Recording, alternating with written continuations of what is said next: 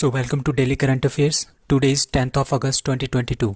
The first question is India's first of its kind Himalayan Spice Garden is inaugurated at Shimla Himachal Pradesh, Ranikhet Uttarakhand, Leh Ladakh और Sikkim. So India में सबसे पहला Himalayan spice garden जो है वो खोला गया है at B that is Ranikhet Uttarakhand में ये खोला गया है. तो ये क्यों खोला गया है, इसका एम क्या है? क्रिएटिंग अवेयरनेस क्रिएट करना है about various species of Indian Himalayan region में जो स्पाइसेस हैं उसकी वेरियस स्पीशीज़ हैं उसके बारे में जानकारी के लिए उसके बारे में अवेयरनेस पैदा करने के लिए ये खोला गया है Himalayan spice garden at Ranikhet Uttarakhand. So it showcase major Himalayan spices like कौन कौन से स्पाइसेस हैं? केसर, कश्मीरी केसर जो कश्मीर में केसर होता है, ठीक है, एक तेजपात होता है, तिमूर होता है और वाइल्ड जो हींग होता है, ठीक है. तो उनकी एक तरह की प्रदर्शनी होगी, एक तरह के वहाँ पे उनको उगाया जाएगा. कहाँ पे? उत्तरकाशी डिस्ट्रिक्ट में, दैट इज रानीखेत उत्तराखंड. सो कुछ और क्वेश्चंस हैं like snowy leopard conservation centre. Snowy leopard का कंजर्वेशन सेंटर इज कहाँ पे है? उत्तराखंड में खोला गया है. लाइकेन पार्क कहाँ पे है? उत्तराखंड में. National sugar cane research centre that is in Lucknow Uttar प्रदेश.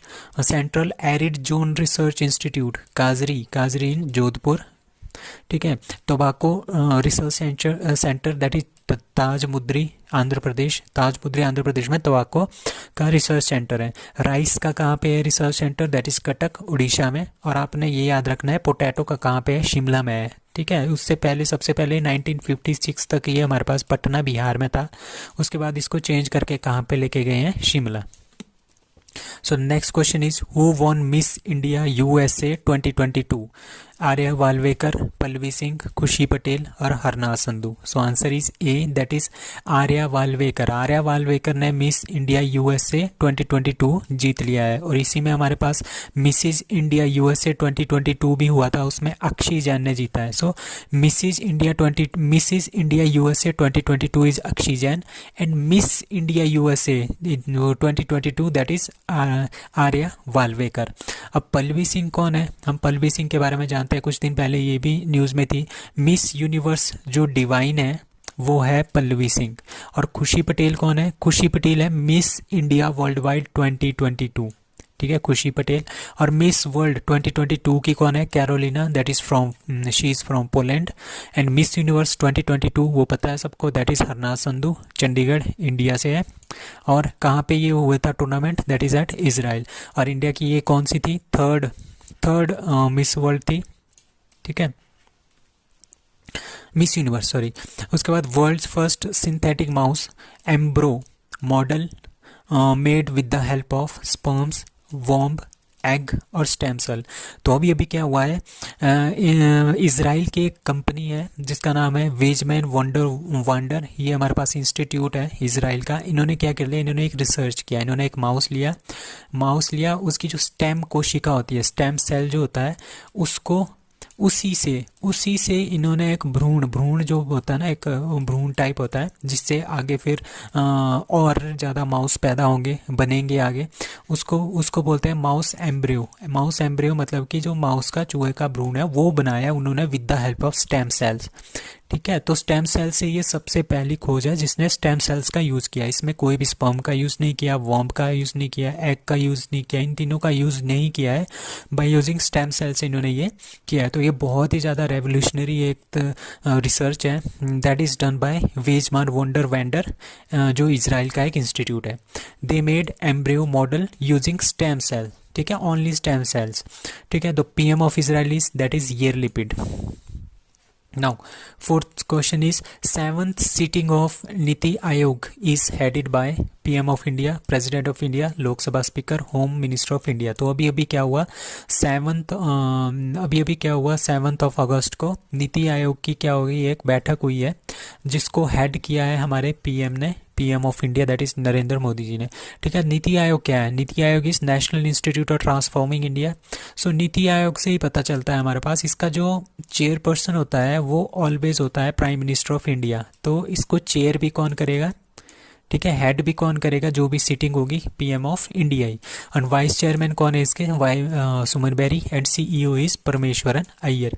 और ये कब बना था, 1 जनवरी 2015 को बना था ये, ठीक है। आजकल इसको 7 साल हो गया, तभी इसके 7th सीटिंग है नीति आयोग की। Now next question is which country has been banned from attending ASEAN meetings, Cambodia, Indonesia, Singapore और Myanmar. So answer is D, Myanmar. तो अभी अभी क्या हुआ है, म्यांमार में पीछे जैसे क्या होता तख्ता पलट हो गया था, वहाँ की जो यूनसुक की सरकार थी उसको जो है किसने किसने बदल दिया, वहाँ की आर्मी ने, ठीक है। आर्मी चीफ, आजकल आर्मी रूल लगा हुआ है कहाँ पे, म्यांमार में, ठीक है। तो आर्मी इसको चला रही है।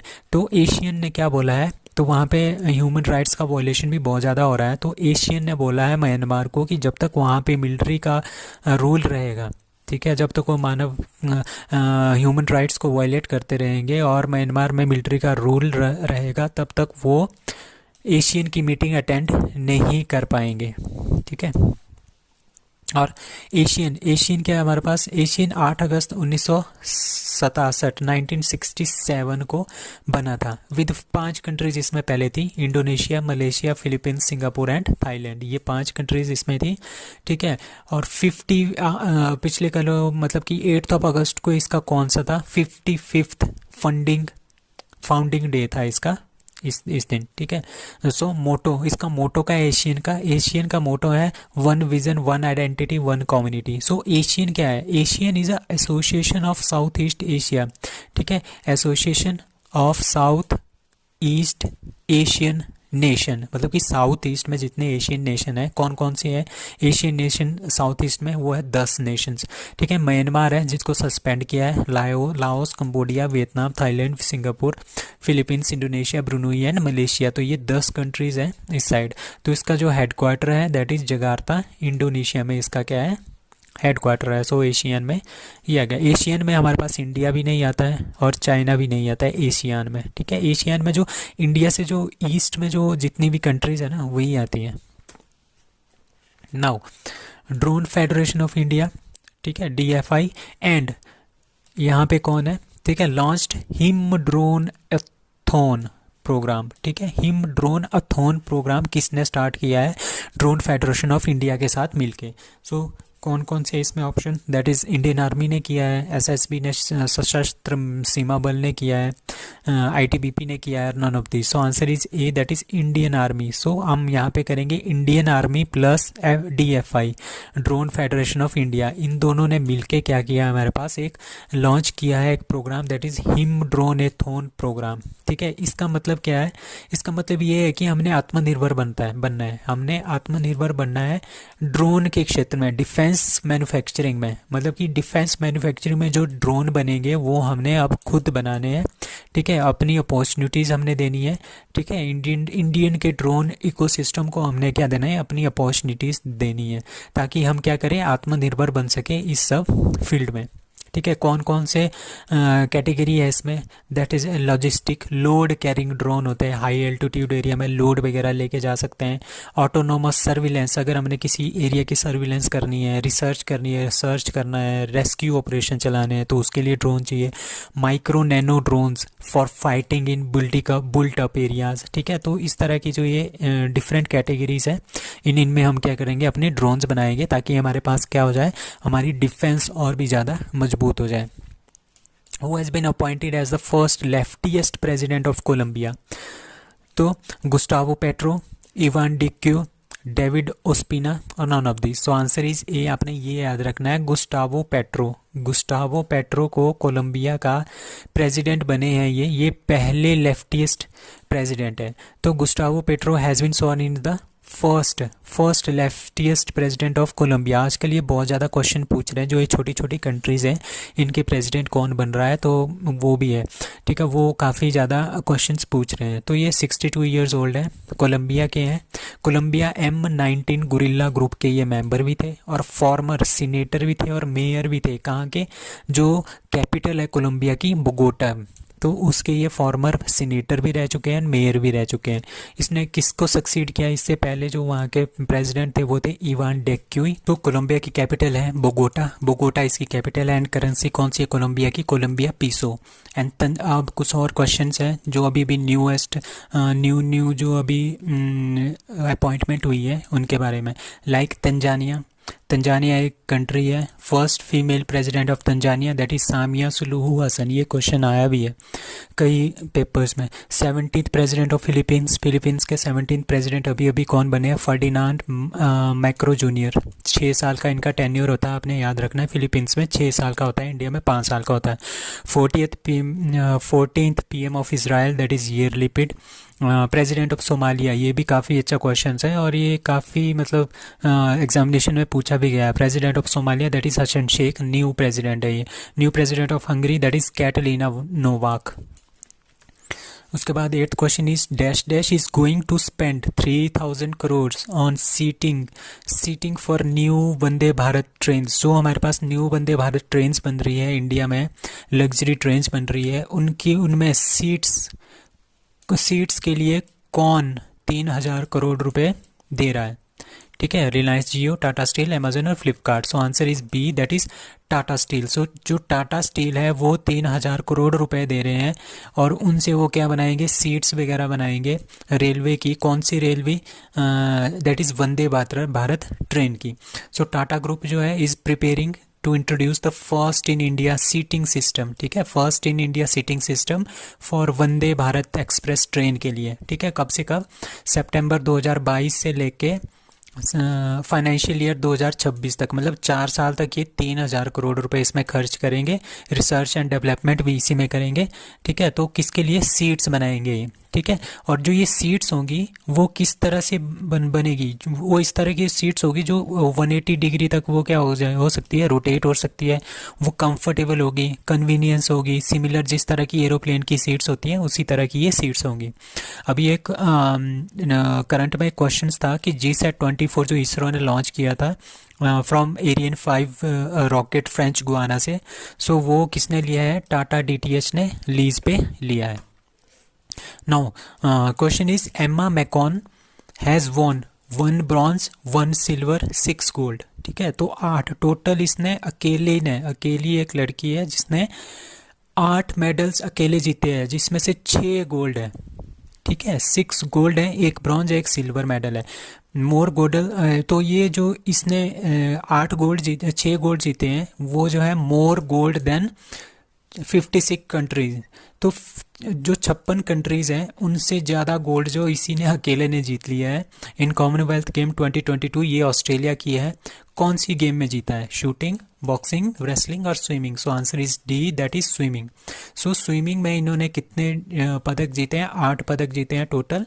उसमें से 1 सिल्वर है, 1 ब्रॉन्ज है और 6 गोल्ड है।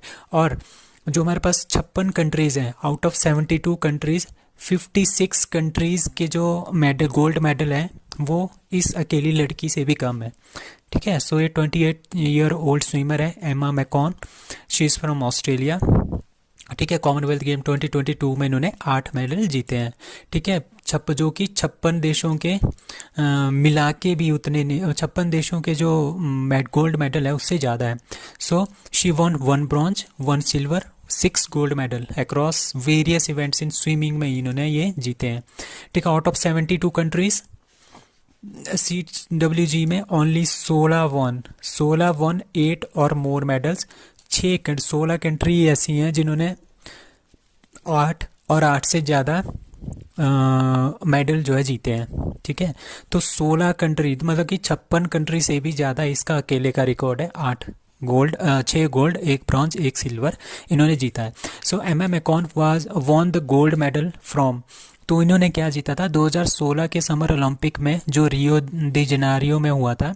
ठीक है, उन्होंने 1 मेडल जीता था उस टाइम। ठीक है, 1 gold medal in swimming. But अभी जो 2020 में समर ओलंपिक हुआ था उसमें इन्होंने 4 गोल्ड मेडल जीते हैं।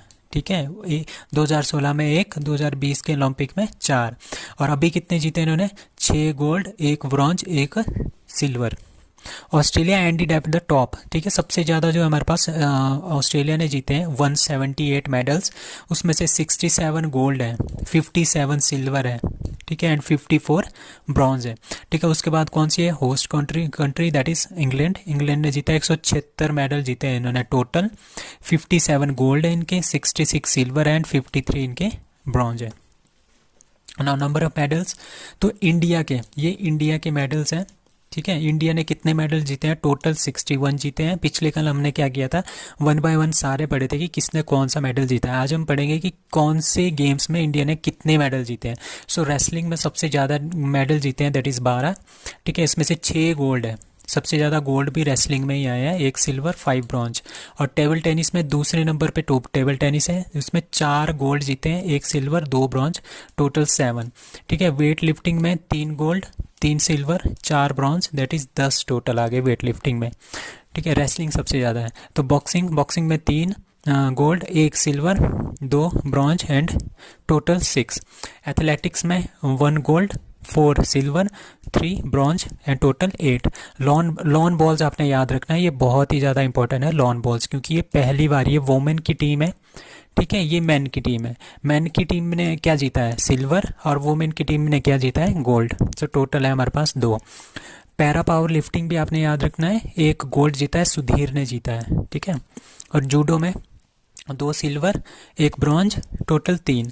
और हॉकी में भी आपने याद रखना है, हॉकी में जो है सिल्वर, एक जो है हमारे पास सिल्वर आया है, सिल्वर किसने जीता है, मेल ने, मैन ने सिल्वर जीता है, वीमेन ने क्या जीता है, ब्रॉन्ज मेडल। तो टोटल 2 मेडल है। क्रिकेट में पता ही है, हार गए थे फाइनल में ऑस्ट्रेलिया से, और ये भी ऑस्ट्रेलिया ने जीता है हॉकी, और क्रिकेट भी हॉकी ऑस्ट्रेलिया ने जीता है। तो क्रिकेट में जो वुमेन टीम है उन्होंने सिल्वर जीता है, ठीक है। स्क्वैश जो गेम है ये भी आपने याद रखना है, फर्स्ट एवर जो हमारे पास स्क्वैश का मेडल है वो मिला है, ठीक है। और इसके कितने हैं, 2 मेडल हमारे को मिले हैं, यानी दोनों ब्रॉन्ज हैं। तो टोटल हमारे पास कितने हैं, 61। और इंडिया का रैंक कौन सा है, 4th। फर्स्ट है ऑस्ट्रेलिया, ठीक है, second one in England, third one Canada, 4th one is India. So the question is 2026 Chess Olympiad to be hosted by Uzbekistan, Tajikistan, Turkmenistan or Afghanistan.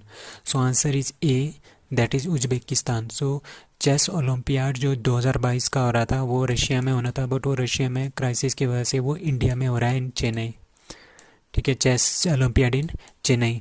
But जो 2026 का होगा that will be in Uzbekistan. ये किसने किया है, FIDE हमारे पास international chess federation है, फीडे बोलते हैं उसको, ठीक है। That will be happen in Uzbekistan in 2026। So India और उज़्बेकिस्तान के बीच में कौन सी एक्सरसाइज होती है, दैट इज़ डस्ट लीग।